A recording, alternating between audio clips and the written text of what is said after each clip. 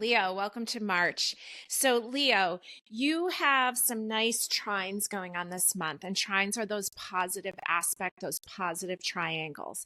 And that is with the planets moving into the fire sign of Aries. So, you're a fire sign, Leo. You've got this beautiful trine. So, the sun will move into Aries on March 21st. But before that, we have Mercury, the planet of communication, moving in on 3-4. Venus already there at the beginning of the month. And so really smooth energy with the communicating planet and the planet of love and money and beauty. But remember, those planets are retrograding. So it's smooth energy, but it's also kind of this wacky period of retrogrades. And the fact that they're retrograding in the same sign, Aries to Pisces, back to Aries. Okay. So pay attention to what's going on, especially how you're speaking up, how you're using your words, and especially in your relationships. Remember, this retrograde is going to bring us back to Valentine's Day. So be interesting the things that come up. Now, you're going to have this opposition with Pluto for the next 19 years. And Pluto is that powerful planet that rules Scorpio. And so there's a lot of power there. All right. But there's a lot of intensity when you have an opposition with Pluto for this long. You're going to have to get used to it. It can bring in a great deal of monies for you. It can bring in power for you, but you're going to have to deal with some of the more intense aspects of life. Now you have a square with Uranus, the oh wow planet, in the fixed sign of Taurus. You're a fixed sign, Leo, and that's been going on for a while, so you'll have to just make do with that too. But there could be new ideas, so don't ignore some of the new ideas that you have, because Uranus is often seen as that lightning bolt that brings in information, ideas, things like that, newness. All right, now what we're going to do here this month is we are working with this nice zodiac wheel. I picked this up through Teresa Reed, the tarot lady, and I blew it up bigger. I thought it would be kind of fun to use to put our cards on. Okay, so we're going to have a card for each house, and we're going to go through what you need to know this month of March. Okay, let's start off with the first house. This is Aries' house. This is the house of I am. This is your childhood. This is the house of action and motivation. This is about your public image, how people see you, how you see yourself. And you have this beautiful card, Seeker of Spells. This is the Knight of Wands in this Forest of Enchantment deck.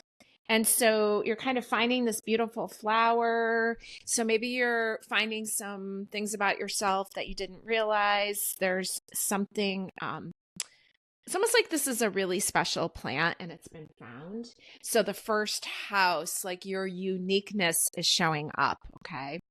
Now, the second house is the house, Taurus's house of value. Some people just call it money.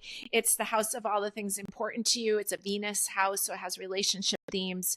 But it also has themes with your relationship with your wallet and your own self-value. And we know there's a lot of themes with that this month with Venus retrograding. Here's the Three of Cups. You have the plant Trillium, which is another, it almost looks like the same flower, which is funny because they're different decks.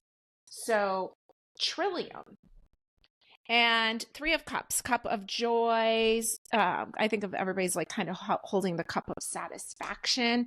Looks like you've got some really special moments here. Remember I said Venus rules women, all these women around. And so it's almost like you got a little fan club. Okay.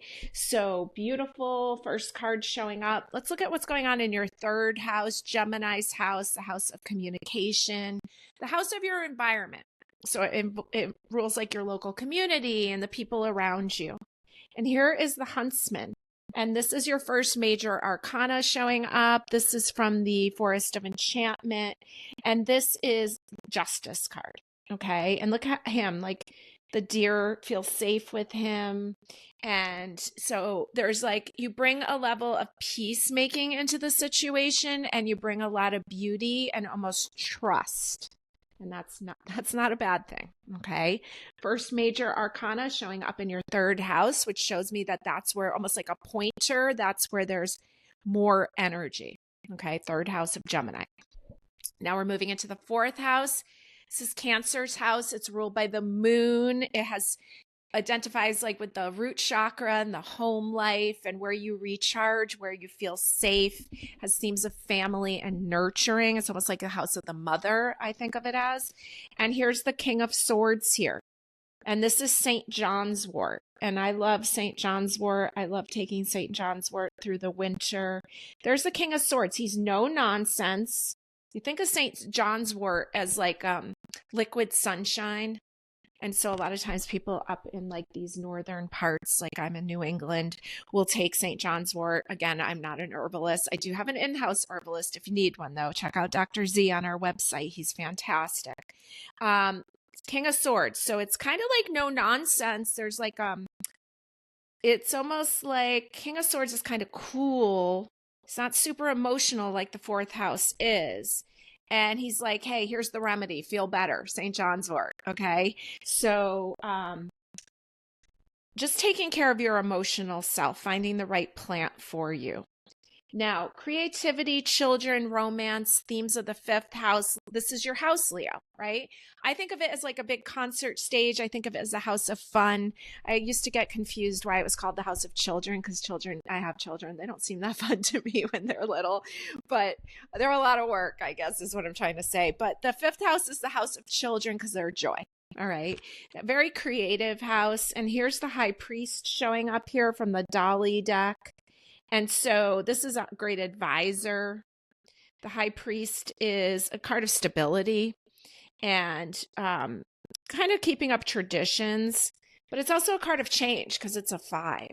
Okay, so it's your second major arcana. So you got one in the third house of Gemini, one in the fifth house, your own house.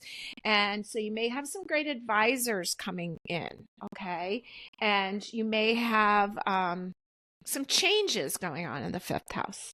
Now we move into the sixth house, and this is Virgo's house. It's a house of order, routines, habits, schedules. It's a house of mental health. It's the house of your day job. So it's kind of interesting. It rules a lot of different things there. The sixth house, and you've got the Hanged Man came up upright. This is called the suspension. Oh, what's it called? Suspension. And this is from the Forest of Enchantment. Don't you love the back of that with all the owls on it? I love that. I love this deck. So the suspension, he's being suspended in amber. Okay. And amber is traditionally associated with healing grief. Okay. So you've got 2 major arcanas, one in the house of fun, like you almost have this great advisor. Maybe you're doing some therapy. And then it looks like in your health and well-being that it's looking for you to slow down and rest a little bit and to take care of yourself. Make sure that you're getting your the right cocoon for you, the right sleep, like a sleep pod almost, right? And make sure you're giving some attention to the grief that you feel and allowing that to heal. Maybe look into amber. I don't know too much about it. I do know that it was taken internally for grief, but again, I am not a naturopath, and Dr. Z is. So check it out. He does tongue diagnosis, which is so cool how much they can tell from your tongue. So he can meet with you right over Zoom. Now, 7th house is the house of Libra. This is the house of relationships. On this sheet, it says relationships and legal issues. I don't like the word issue. I like to say legal matters. We like legal matters, right? We like when we purchase things or when someone wants to get into a contract with us, okay? So for the 7th house, you have the 6 of Cups, the watermelon. And it's almost like this joy, like this kid's giving this girl a slice of watermelon. And this is a reminiscent card. And I don't know about you, but I love watermelon. And so there's things here about watermelon, which is like vitamin C, and it's so crunchy and relaxing. So making sure that you're like the relationship with yourself, that you're giving yourself those moments of joy. Make sure the people around you are supportive and helping you out. And the 6 of Cups is a gift given. So it's not a bad thing to see showing up in your house of relationships. Now, we're going to move into Scorpio's house. This is the intense house of death and rebirth, sex, taxes, joint finances, and other people's money. Okay, we're not messing around here. The 8th house is intense. And you've got the 9 of Cups. And they're just kind of chilling. Looks like they're drinking from some of the cups. Looks like they're at lunch. They're having a beautiful time here. And this, I'm digging that in the ninth house, or I'm sorry, in the eighth house, card number nine. Nine's our number of the year. And so let's see what the book says. It says that this is a Claude Monet painting. Okay. And it says, I'm enjoying the most perfect tranquility, free from all worries, and in consequence, would like to stay this way forever in a peaceful corner of the countryside, just like this. I don't blame him. It says the Nine of Cups demonstrates that pleasure.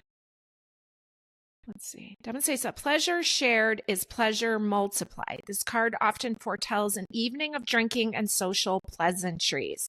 Hey, not bad when you're talking about the house of sex. So it looks like you're going to have some partnership here, some beautiful times. Lucky you, Leo.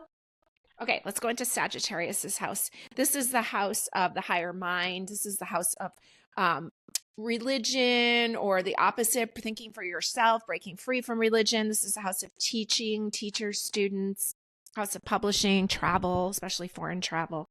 And you've got the Queen of Wands here, and I would think of her as a Sagittarius queen. So she would be at home here in this house. She's the queen of travel. She's the queen of fun. I love the Queen of Wands. What is she holding? It looks like she's holding a rose.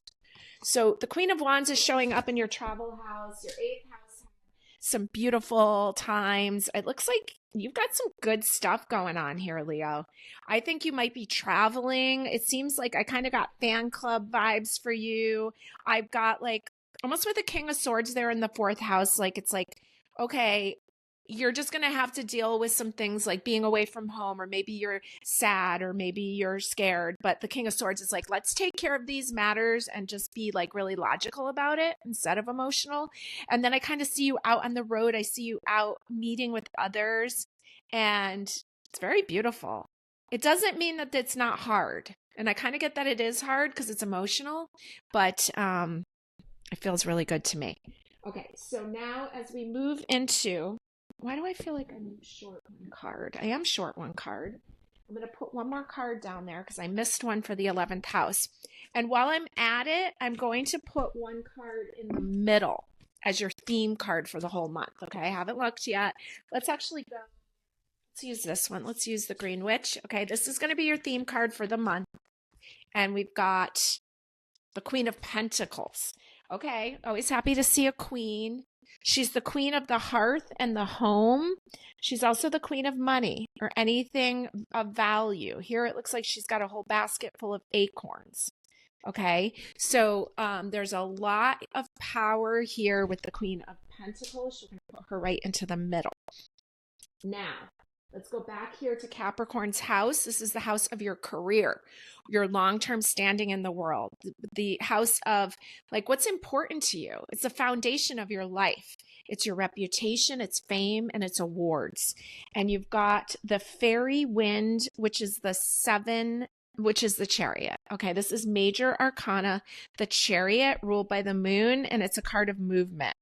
And you can see like all these different versions of movement here with this fairy flying forward. Okay, so again, I just keep seeing movement. I see you needing to stay really grounded because the Queen of Pentacles is there. And she's not known as like a big travel queen, but she's going to have to, she wants to get grounded wherever it is that she goes. And I see you going a lot of places. The 11th house is the house of your hopes and your dreams, your goals, your social life, your friends. It's Aquarius's house, so it's got a lot of newness to it. And we've got the High Priest. And this is the second time that you got the High Priest. You also had it in the 5th house.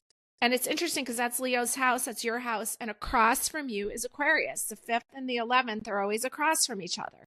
So they're in opposition, and you have the same cards on both sides. So it's the Sage card here. And so we know that there's some changes here. And this could be like new friends, new groups of people that are interested in you. There's a lot of power here as the High Priest. And there's also some energy about it getting great advisors. Okay. I know that like sage, I think there's only like so much sage you're supposed to take in. I forget what it's high in, but you can like take too much sage. So you need great advice. Okay. Now we're going into the 12th house, which is Pisces house. It's called the house of the undoing, like self-undoing. And in old school astrology, it was associated with jails and hospitals, okay? And it's a house of karma and secrets. Now, I personally have a lot of 12th house activity, and I don't want to be aligned with jails and hospitals.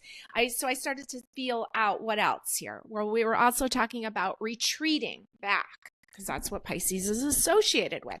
Pisces rules drugs and alcohol because it makes us step back and away from our feelings, right?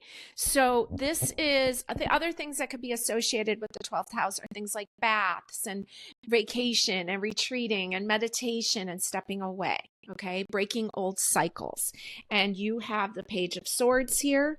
This is from the Dali deck. And the Page of Swords, did you have a Page of Swords before? No, you had a King of Swords. So he's ready to make some cuts here. Okay, he's young, he's going in, he's showing up. He might not exactly know how to do it, but he's going to make some changes. It almost looks like that's like a quill of a pen. So there may be some things that you need to write out. So I would definitely, like, if you are traveling, I would make sure you have a really great notebook, that you're writing down some of these things. I see a lot of positivity here. I just see that you're also dealing with some sadness. And so that's going to follow you. And so you're just going to have to tend to that. Bring some great advisors in that can help you out. There looks like there's a lot of beauty, especially in the romance department. So enjoy that. I think you're in a power position here, Leo. And so good for you, Leo. It's a good thing. Okay. Let's roll some dice. You got the South Node in the sign of Sagittarius in the 7th house. Okay. The South Node is the past. It's the cup that holds the past. And you've got it in Sagittarius so kind of think of like the past. Then you've got Sagittarius that wants to leap forward, right? And then you've got the 7th house, the house of relationships. And so I kind of get the vibe like you're not going to be able to escape the things that have happened, because I do think that you've suffered some pain recently. You have some grief. But Sagittarius is going to get you on the road, and it's going to get you moving, and that may help you, but you have to look and make sure that you're nourishing yourself. It's like the 7th house is where you had the watermelon. Make sure you're being sweet to yourself. Make sure you're taking care of yourself through all of this, okay? But there looks like there's some opportunities for travel, and I think that's exciting. And if it's not travel, it's opportunities towards freedom. Okay. There's more like higher energies coming in. So you'll be able to have a higher, bigger picture outlook. Now, let me give you some power days for the month. You rolled Sagittarius and you rolled Libra. And so we know that the moon will go into Libra right after that full moon in Virgo. And that happens on the 14th. Let's see. So by the 15th, the moon will move into Libra at 6:45 a.m. Eastern Standard Time. This is power times for you through Saturday the 16th through Monday the 17th until 7:19 p.m. Then you get some more days on Thursday the 20th. At 7:55 a.m., the moon will move into Sagittarius. It will be there Friday the 21st and Saturday the 22nd. So have a fabulous month, Leo.